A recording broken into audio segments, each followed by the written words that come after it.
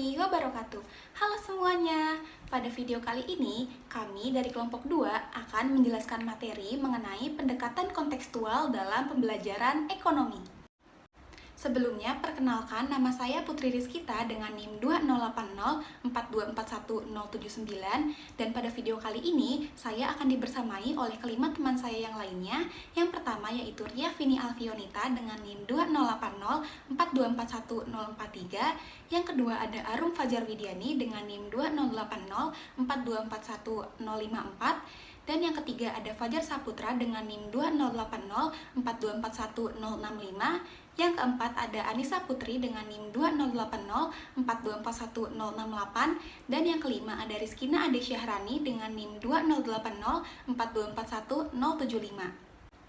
Adapun materi yang akan kita bahas diantaranya adalah yang pertama yaitu pengertian atau definisi dari pembelajaran kontekstual, yang kedua ada prinsip-prinsip dari pembelajaran kontekstual, yang ketiga ada langkah-langkah pembelajaran kontekstual, yang keempat ada karakteristik pembelajaran kontekstual, yang kelima ada strategi pembelajaran kontekstual, yang keenam ada perbedaan antara pembelajaran kontekstual dengan pembelajaran tradisional, dan yang ketujuh atau yang terakhir adalah penerapan pembelajaran kontekstual.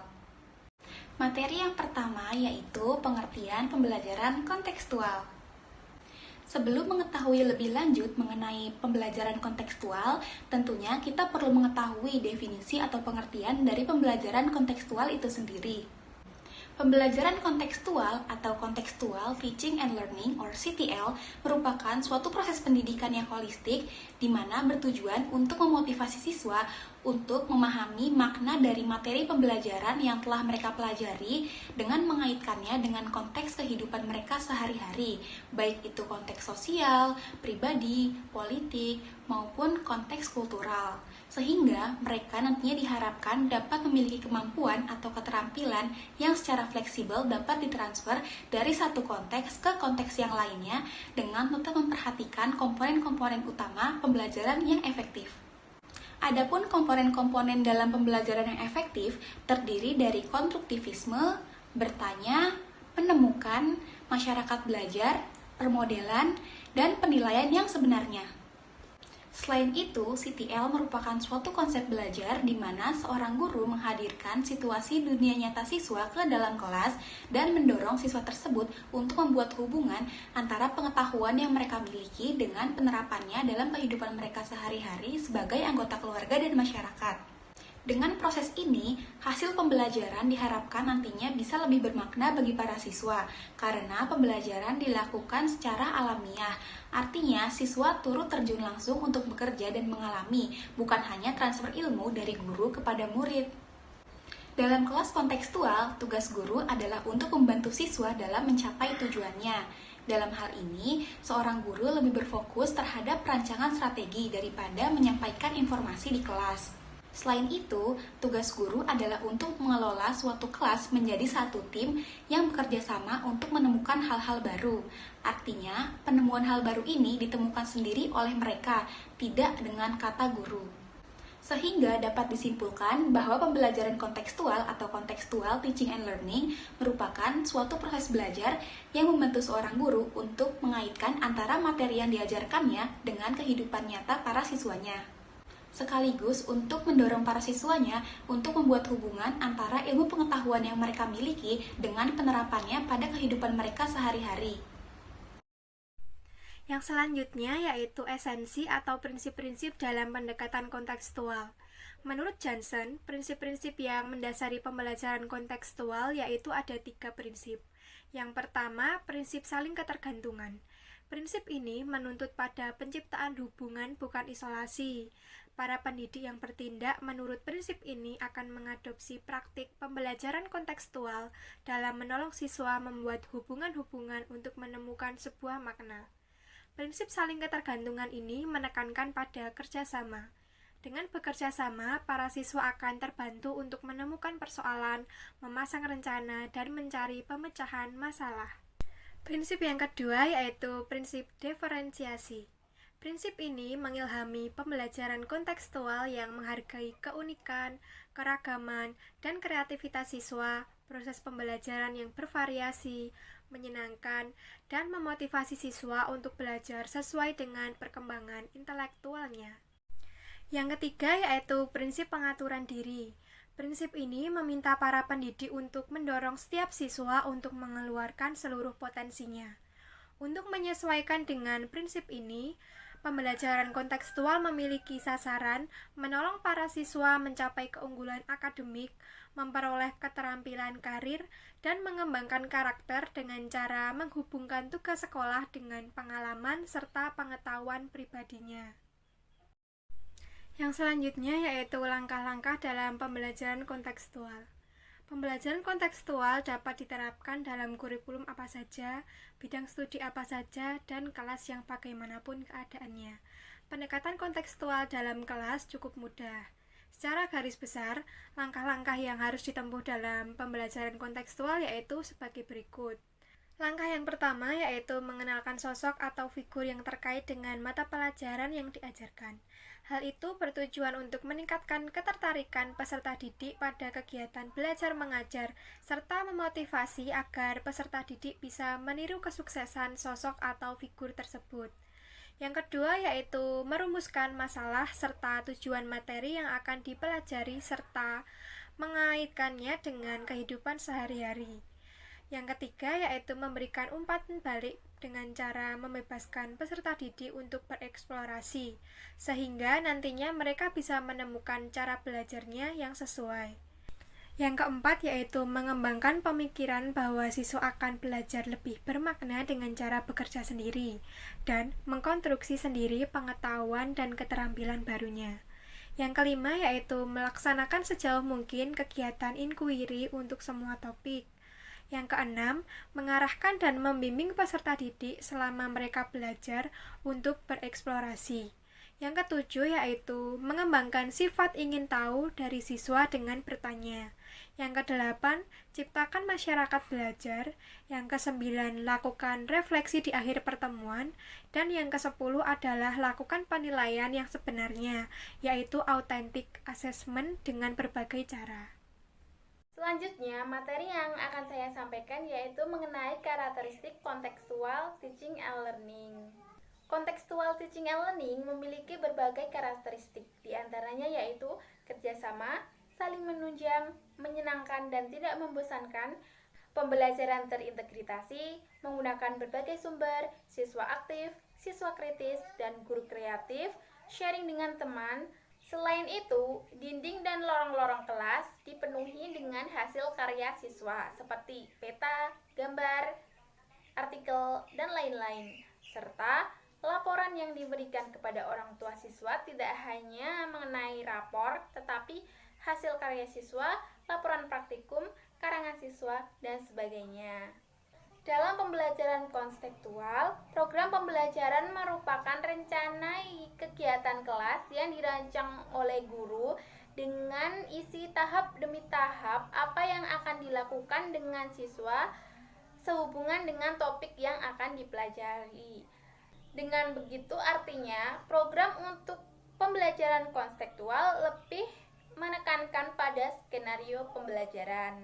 Adapun beberapa komponen utama dalam pembelajaran kontekstual menurut Johnson adalah yang pertama yaitu melakukan hubungan bermakna atau making meaningful connection. Karena keterkaitan yang mengarah pada makna adalah jantung dari pembelajaran dan pengajaran kontekstual.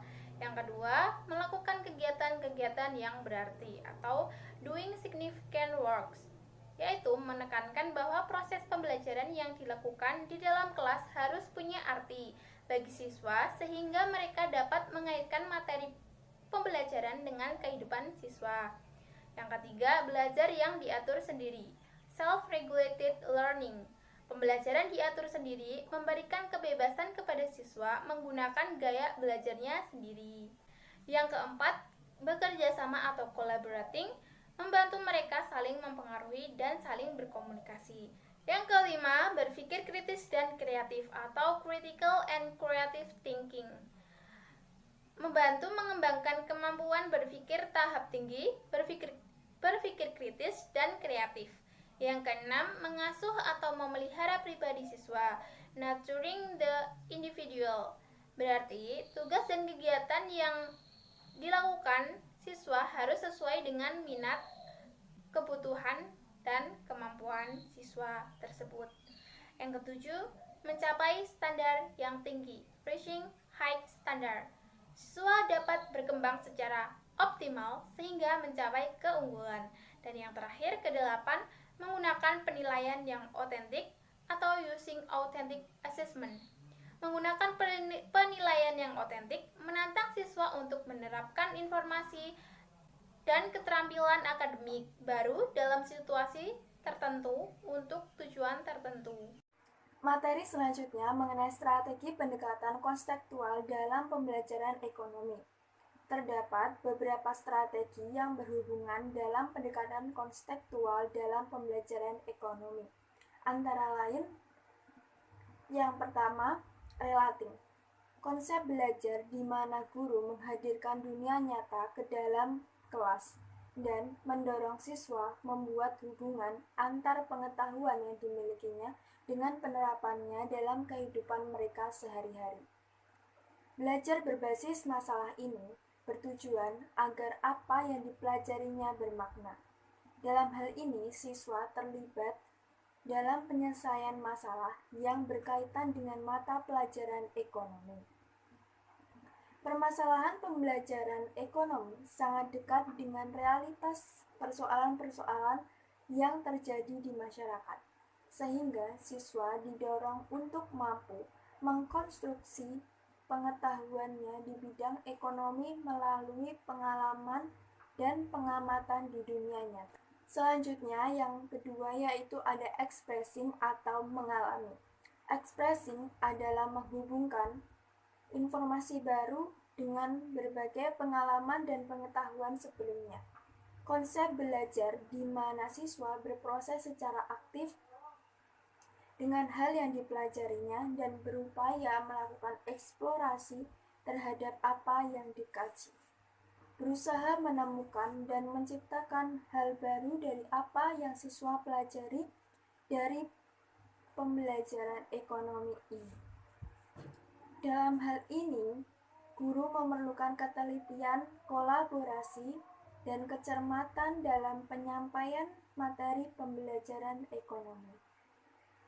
Guru ekonomi dapat mengetahui kapan saatnya mengaktifkan pengalaman dan pengetahuan yang dimiliki siswa sebelumnya, sehingga dapat membantu menyusun pengetahuan baru bagi siswa dalam pembelajaran. Yang ketiga ada applying atau menerapkan. Konsep belajar di mana siswa belajar untuk menerapkan konsep-konsep ketika melakukan aktivitas pemecahan masalah. Selain itu, menekankan pada proses mendemonstrasikan pengetahuan yang dimiliki dalam konteks dan pemanfaatannya. Sebagai guru, disarankan untuk merancang tugas-tugas untuk sesuatu yang baru, bervariasi, beraneka ragam, lebih menarik dan lebih menantang tetapi masuk akal dalam kaitannya kemampuan siswa dalam memahami pembelajaran ekonomi. Keempat, ada cooperating. Konsep belajar di mana belajar menekankan pada proses kolaboratif dan kooperatif. Kerjasama tersebut dapat dilakukan dalam bentuk pembuatan kelompok belajar yang membahas mengenai materi ekonomi secara formal maupun dalam lingkungan yang terjadi secara alamiah. Belajar dalam bentuk kelompok ini diharapkan dapat membuat siswa dapat menghadapi latihan-latihan yang sulit dan dapat mampu menjelaskan apa yang sudah mereka pahami kepada teman-teman lainnya. Dalam pembelajaran kelompok ini, siswa membahas materi-materi yang sudah ditentukan oleh guru, misalnya membahas mengenai kebijakan dan moneter, yang nantinya guru dapat memberikan pendampingan yang sedang dibahas oleh siswa. Yang terakhir ada transferring. Konsep belajar di mana siswa diharapkan dapat menggunakan pengetahuan ke dalam konteks yang baru atau situasi yang baru. Pembelajaran diarahkan untuk menganalisis dan memecahkan suatu permasalahan dalam kehidupan sehari-hari dengan menerapkan pengetahuan yang sudah dimilikinya. Di sini, guru dituntut untuk merancang tugas-tugas untuk mencapai sesuatu yang baru dan beraneka ragam sehingga tujuan-tujuan, minat, motivasi, keterlibatan, dan penguasaan siswa terhadap pelajaran ekonomi dapat meningkat.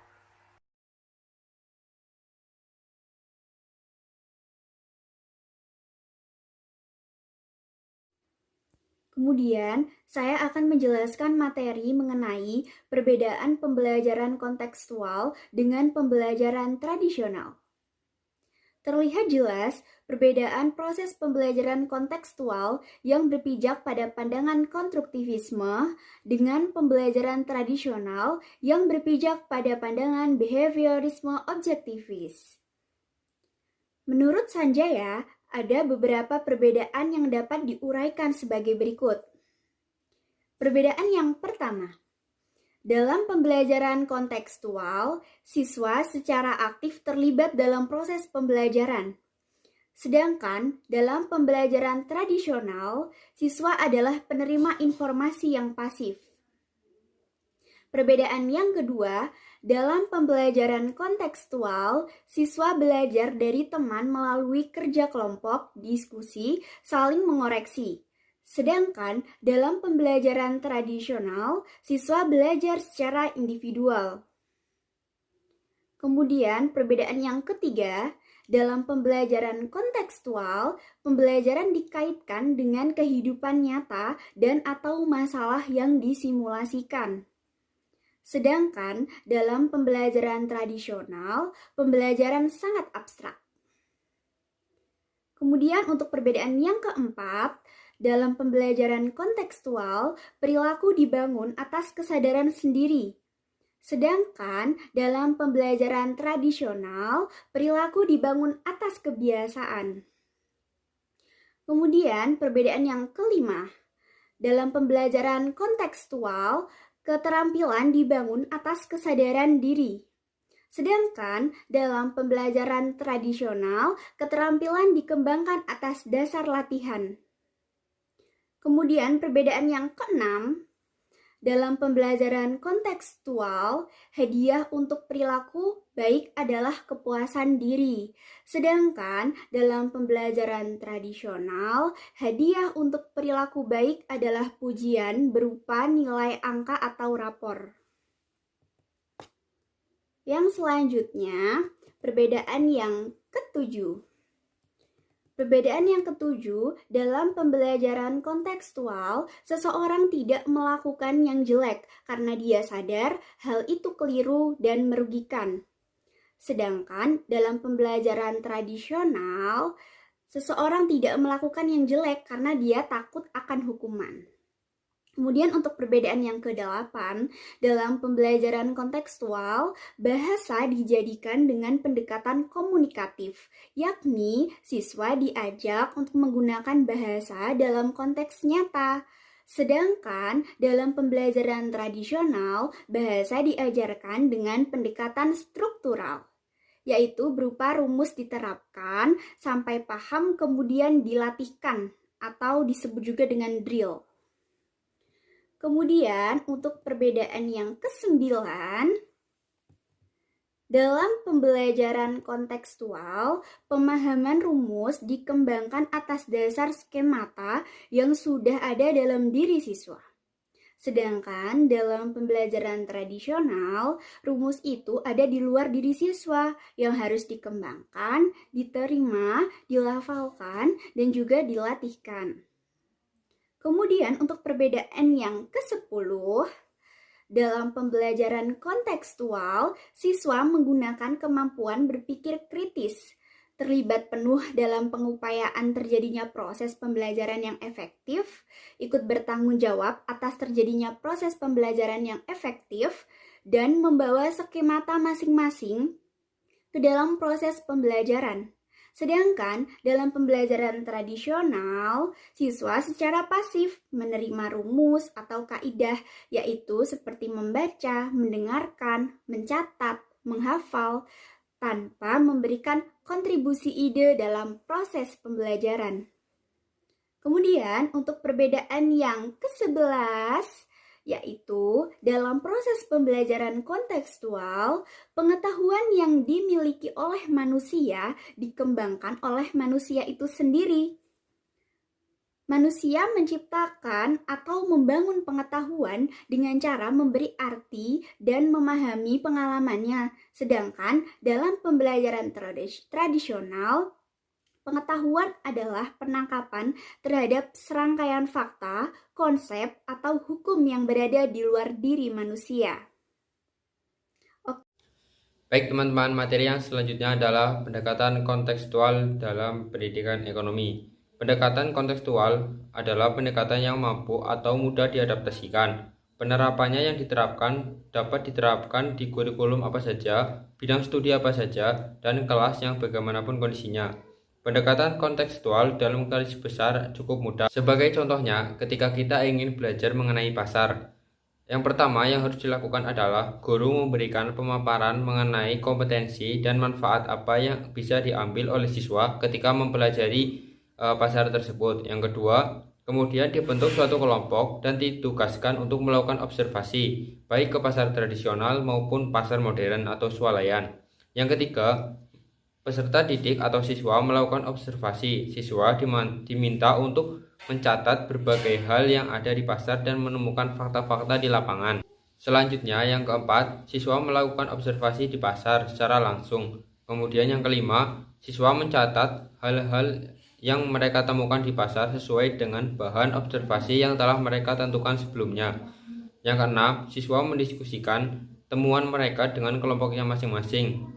Dan yang ketujuh, siswa melaporkan diskusinya dan dilakukan secara tanya jawab atau dua arah. Baik, yang kedelapan adalah dengan bantuan guru, siswa menyimpulkan hasil observasi dan menemukan berbagai solusi yang terjadi atau permasalahan yang terjadi di dalam pasar dan disesuaikan dengan kompetensi. Yang kesembilan, guru menugaskan siswa untuk dapat membuat karya tulis yang bertemakan pasar. Nah, dengan metode pembelajaran ini, siswa dalam memahami konsep harus langsung terjun ke lingkungan masyarakat dan menyelesaikan masalah yang terjadi. Dan kelas bukan hanya tempat untuk menjadikan siswa sebagai penerima informasi atau hanya mencatat saja, namun digunakan untuk saling membelajarkan. Baik teman-teman, sekian pemaparan dari kelompok kami mengenai materi pendekatan kontekstual dalam pembelajaran ekonomi. Sekian dari kami, wabillahi taufiq wal hidayah. Wassalamualaikum warahmatullahi wabarakatuh. Sampai jumpa di lain waktu.